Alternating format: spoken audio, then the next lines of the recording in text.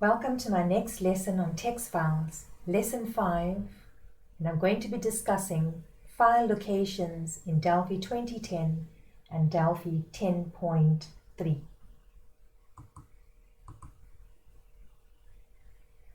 When a text file is created in Delphi 2010, by default it is created in the same folder as the compiled program.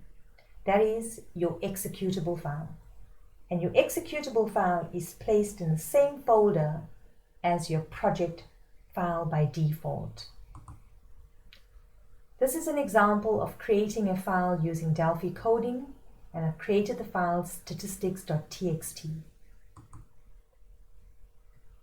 In your project folder, note using Delphi 2010, my project folder is statistics. My executable file and my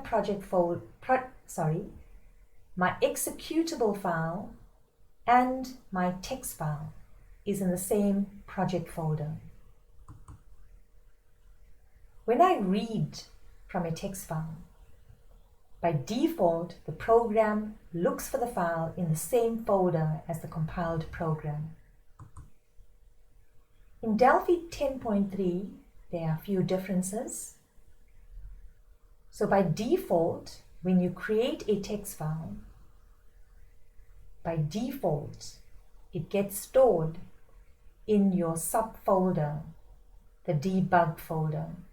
So your executable file and the text file that you create get stored in a subfolder of the project directory.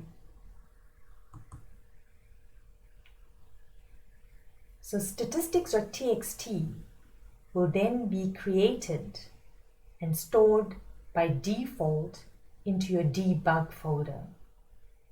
And remember that your executable file is also in your debug folder.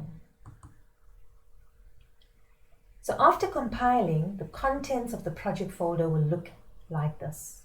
Note, in your project folder, when I create the text file statistics.txt, it does not appear in my project folder, neither does the executable file.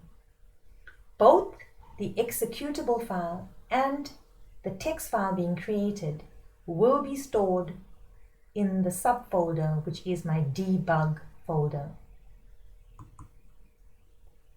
When reading a text file using 10.3, by default, the program looks for the file in the same folder as the executable file.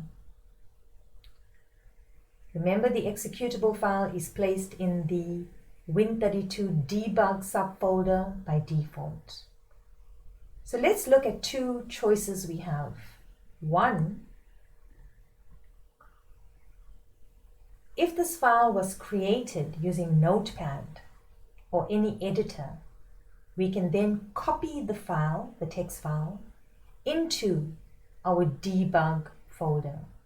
So note that the executable file and the text file is stored in the debug folder, Win32 debug folder.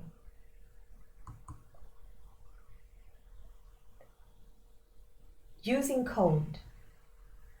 For example, if the executable file will be in the debug folder and the text file will be in statistics. When we use assign file to link the logical and physical file, we can use a relative path to correctly find the file statistics.txt relative to the executable. So the default folder is where the executable file is stored. That is in your debug folder. When we include a ... at the front of the file name, we are telling our program to look in the folder above, so it'll go into the Win32 subfolder. But if I do this twice, I go ... and ...